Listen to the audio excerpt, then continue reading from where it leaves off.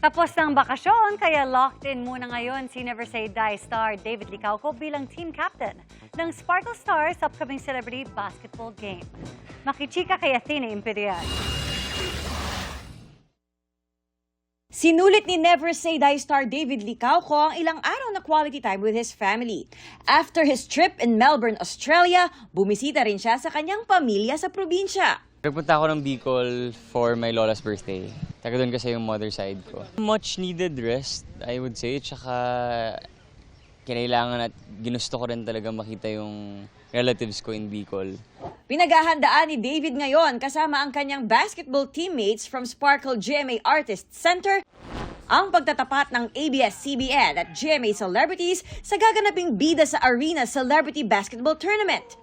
Kabilang sa teammates ni David ang BFF na si Dustin Yu, sina Raver Cruz, Mavi Legaspi, Andre Paraz, Kimston Tan, Will Ashley at iba pa. Ako pangarap ko na makalaban yung kabila eh. Diba? Kasi wala lang, to represent GMA, diba? So for us na mga taga-Sparkle from GMA, gusto naming pakita na magagaling din yung mga Sparkle mag-basketball. Mamayang gabi sa Never Say Die, madidiskubre na ba ni Andrew ang itinatagong pagkatao ni Tomas? Papunta na kami doon. So actually very exciting na yung mga mangyayari sa Never Say Die. May love story, tapos biglang mas magiging intense, mas magiging suspense siya, thriller kasi Athena Imperial updated sa Showbiz Happenings.